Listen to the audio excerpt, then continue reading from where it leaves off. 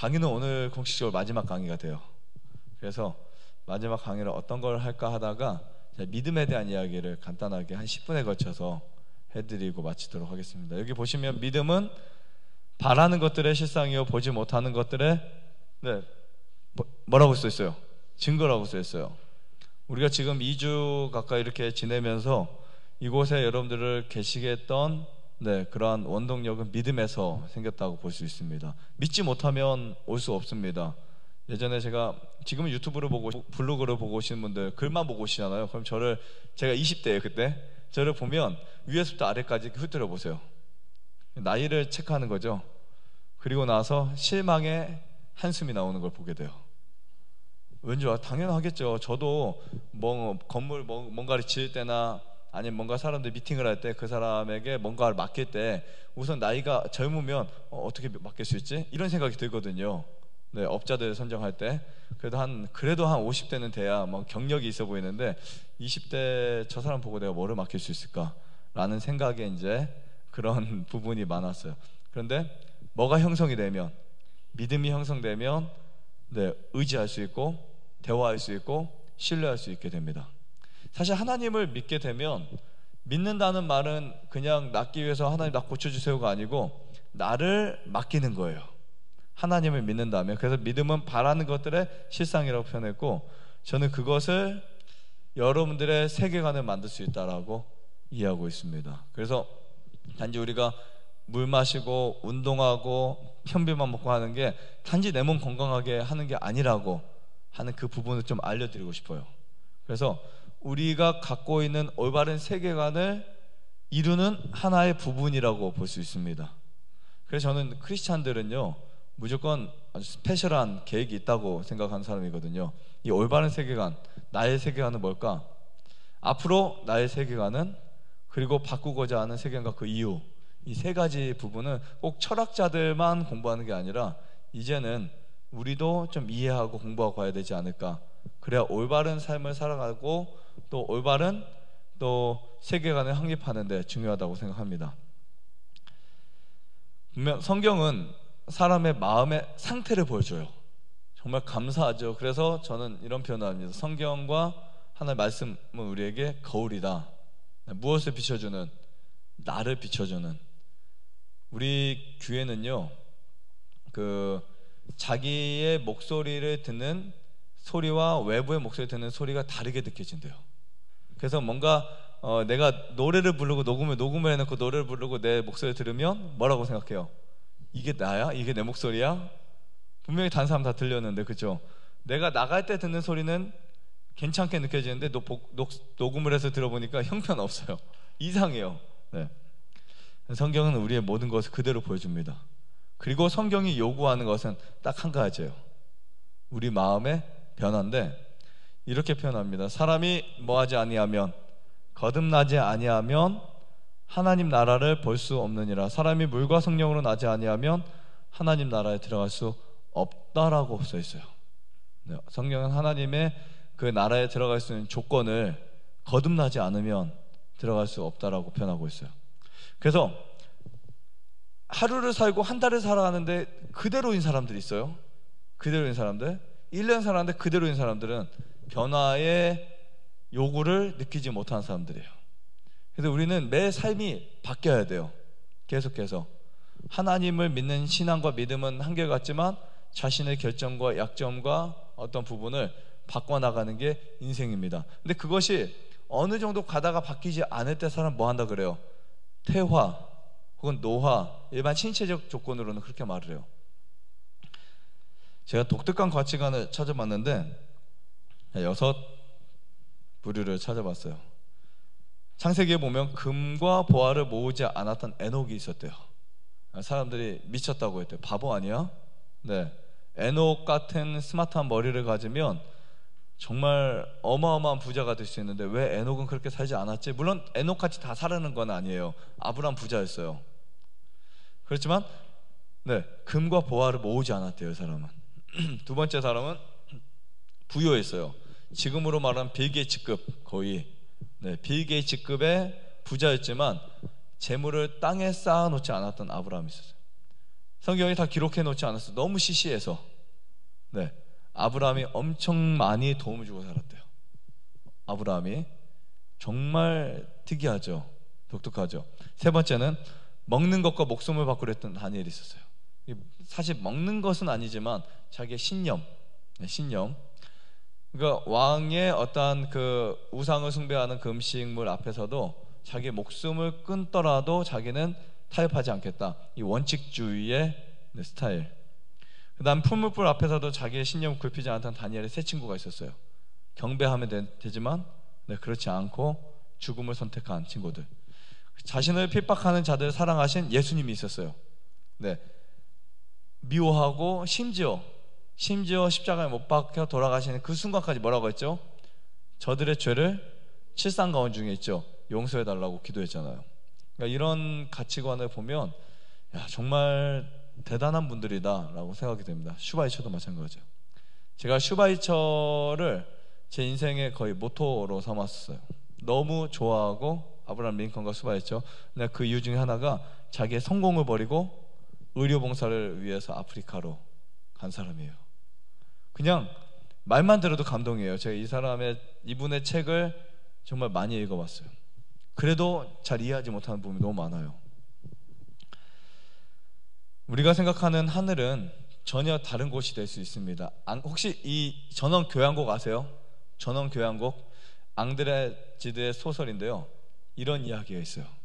앞을 못 보던 내가 처음 눈을 떴을 때 내 앞에는 그동안 꿈꾸었던 것보다 훨씬 아름다운 세계가 펼쳐졌어요.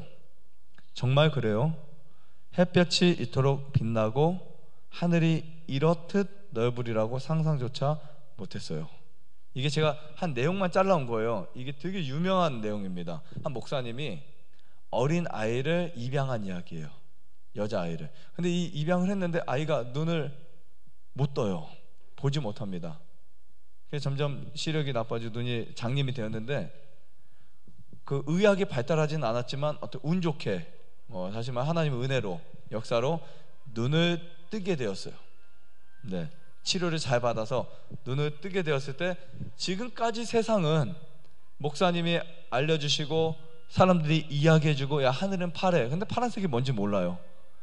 생각으로 사람은 이렇게 생겼어. 자기는 만져보니까 느낌은 알겠죠. 그러나 눈이 눈썹이 검정색인지 노란색인지 파란색인지 모르죠. 그런 자기만의 어떤 상상을 가지고 생각했던 세상이 눈을 탁 뜨고 보니까 어때요? 너무 질서 있고 너무 정말 아름다운 것을 보면서 이런 표현을 한 거예요. 앞을 못 보던 내가 처음 눈을 떴을 때 그동안 내 꿈꿔왔던 것보다 훨씬 아름다운 세계가 펼쳐졌대요. 여러분들이 하늘에 가시면 그거보다 훨씬 더 우리가 지금 생각하는 것보다 훨씬 더 아름다운 곳이 펼쳐질 거예요. 그래서 기록된 바 하나님이 자기를 사랑하는 자들을 위하여 예비하신 모든 것은 눈으로 보지 못하고 귀로도 듣지 못하고 사람의 마음으로도 생각지 못하였다. 그런 하늘에 꼭 우리 모두 가시기를 간절히 바랍니다. 네. 여기 오신 것이 건강해지는 것도 중요한데 여러분들에게 새 소망과 새 희망을 주시기 위한 하나님의 계획이 있다는 사실을 꼭 전해드리고 싶고요. 예수님을 믿는다는 거, 여기 보면 아들을 믿는 자는 무엇이 있고 써 있어요? 영생이 있고 아들을 순종치 아니한 자는 영생을 보지 못하고, 또 누구든지 하나님을 사랑하노라 하고 그 형제를 미워하면 이는 거짓말하는 자니 보는 바 그 형제를 사랑치 아니하는 자가 보지 못하는 바 하나님을 사랑할 수 없다. 점점 우리의 가치관이 어떻게 형성되어야 될지를 보여주고 있어요. 네, 조금 더 가보면 사랑과 헌신이라는 사람. 내가 진실로 너에게 이르노니 한 알의 밀이 땅에 떨어져 죽지 아니하면 한 알 그대로 있고. 여러분, 헌신은요 보일 수밖에 없어요. 누군가가 헌신하는 시간, 누군가 헌신하는 마음, 누군가 기도하는 마음, 그것은요 말로 하지 않아도 다 보여져요. 통한다 그랬잖아요. 아무리 나는 너를 사랑해, 내가 너를 위해 기도해, 내가 너를 위해서 정말 열심히 노력해, 이런 말을 아무리 말로 해도요 의미가 없어요. 마음이 전혀 안 통해요. 진심은 마음이 통하게 돼 있어요. 그래서 유대인들 한 1000여 명을 살려준 쉰들러는 나중에 무엇을 받게 됩니까? 유대인들의 마음을 받게 돼요. 제가 그 마지막 장면 되게 감동적이죠. 자기들 금리발을 빼고 그 귀걸이를 빼고 갖고 있는 그 몰래 숨겨뒀던 금을 모아서 뭐를 만들어줘요? 반지를 만들어줘요. 반지를 만들어주면 거기에 글을 새깁니다. 한 사람의 생명을, 지금 이 내용을 새겨줘요. 가치가 있다는 그 내용. 그러면서 이 신들러가 굉장히 통곡을 하죠. 그렇게 해서 영화가 끝났는데, 한 사람의 헌신이, 한 사람의 봉사가, 내가 정말 나눠줄 수 있는 그 사랑이 사람은 전달될 수밖에 없어요. 그래서 이런 말을 저는 합니다. 제 자신에게. 조금 더 진실되게 살아가자. 네, 조금 더 정직하게 살아가자. 이게 사실요, 쉬운 게 아니에요. 저희 가온이 정직과 약속인데도 불구하고 진짜 정직해지기가 쉽지 않아요. 내 삶에 있어, 인생에 있어서 사람을 정직하게 대하는 게 쉽지 않아요. 말을 막 할 때는 되게 정직해 보이고, 말을 할 때는 다 그 사람을 위한 것 같지만 진심이 아닐 때가 있어요. 우리 그렇지 않아요? 그런데 진짜 진심은요, 마음을 울리도록 돼 있어요. 그래서 여러분들의 마음속에 뭔가 터치가 되고 느껴지는 거, 하나님 말씀 하나하나가 꼭 그렇게 만들어지기를 간절히 바랍니다. 네. 여기 보시면 슈바이처의 생명 외경이라는 거, 제가 정말 좋아하는 것 중에 하나예요. 기독교 세계관이라는 책에서 제가 따온 글인데, 19세기 유럽의 세계관이 잘못되었다는 사실을 깨달은 슈바이처는 19세기의 그 당시의 물질주의, 권위주의, 막 굉장히 그런 사회에서 이 슈바이처는 올바른 세계관을 제시하기 위해서 문화, 철학을 연구하기 시작했어요. 정말 대단한 사람이에요. 나중에 그에게 철학 박사 학위를 받게 해준 이 연구에서 슈바이처는, 잘 여기 읽어보세요. 올바른 세계관이란 인생을 긍정하고, 무엇을 긍정하고요? 인생을 긍정하고 세계를 긍정하는 것이어야 한다는 것을 깨달았어요. 그러니까 이 깨달음에 의해서 슈바이처가 움직여졌죠. 그리고 이런 말을 했습니다. 슈바이처의 그 글을 보면, 쓴 자서전이나 글들에 이런 글이 있어요. 만일, 여러분 슈바이처도 채식주의자예요. 네. 만일 인간이 생명의 신비에 대하여 참으로 깊이 생각한다면, 우리는 그런 생각 별로 안 하고 살았어요. 그죠? 이제는 그렇게 생각한다면, 그리고 세계에 가득한 생명과 자기 자신과의 관계까지 생각이 미친다면 개고기를 어떻게 먹어요? 엉뚱한 이야기지만 맞죠? 어떻게 고기를 먹을 수 있어요? 어떻게 우유를 마실 수 있어요? 저는 그렇게 생각해요. 어떻게 사람이 생명에 대한 신비와 생명에 대한 이해가 되면요, 우유가 들어간 빵을 먹을 수가 없어요. 이거는 제 개념만이 아니라 정말 이러한 세계관을 갖고 있던 사람들의 공통적인 특징이에요. 어떻게 닭고기를 먹고 어떻게 소고기를 먹어요? 생명을 어떻게 우리가 그렇게, 네. 여기 보시면 자신의 생명과 그 주위의 생명에 대하여 경외를 바치지 않을 수 없을 것이다. 내가 하나님을 믿는데, 슈바이처는 그런 마음으로 채식을 했던 거예요.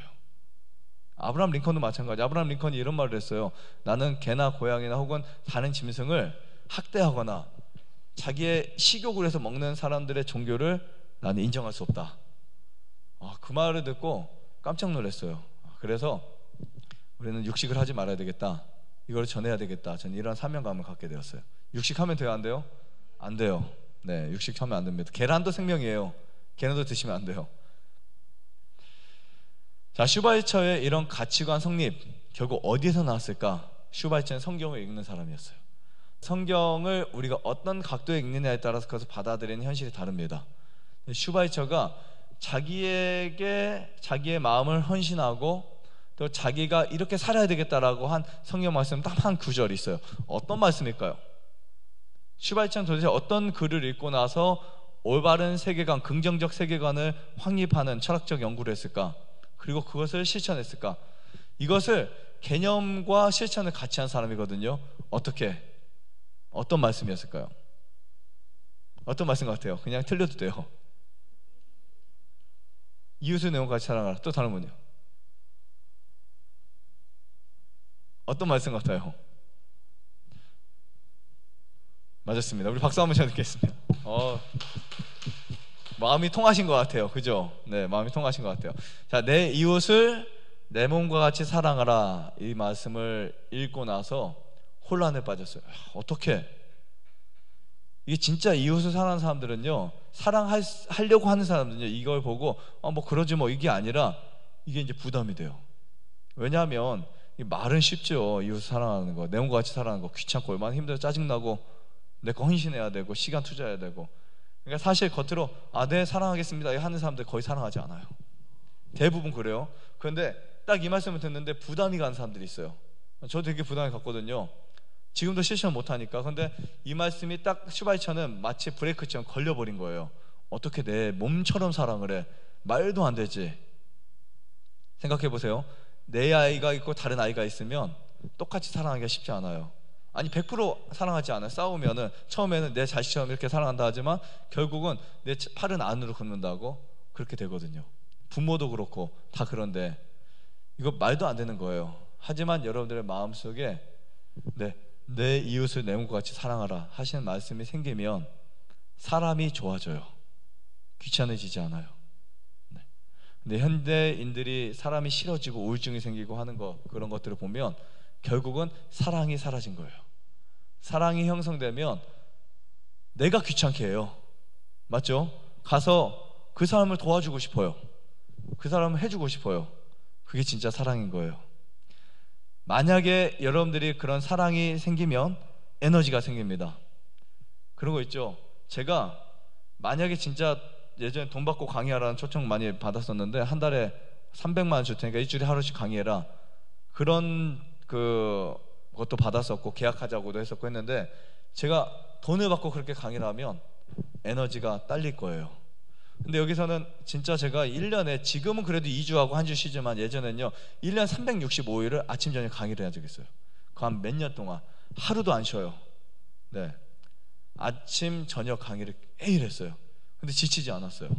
그 이유 중에 하나가 내가 남들에게 나눠주고 싶다는 행복, 그리고 그것을 주고 싶다는 그 사랑이 조금이라도 생기면 힘이 덜 들어요. 근데 왜 힘이 드냐? 사랑이 부족하면 힘이 들어요.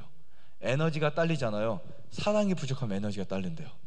사실 암도 질병도 사랑의 에너지가 들어와야 회복이 될 수 있는 거예요. 그 에너지가 있으면 지금 갖고 있는 여러분들의 힘보다 훨씬 강한 힘이 나올 거예요. 그래서 그 힘이 있어야 몸이 회복될 수 있다. 즉 이 사랑이 들어와야 돼요. 내가 남들을 사랑할 수 있을 정도의 에너지가 생기면은 내 몸이 이미 완치된 거예요. 오늘도 이렇게 정말 하나님의 놀라운 사랑이 꼭 우리 모두 함께 하시기를 바라면서 마치도록 하겠습니다. 좋아요, 구독, 안내 버튼 눌러주세요. 눌러주세요.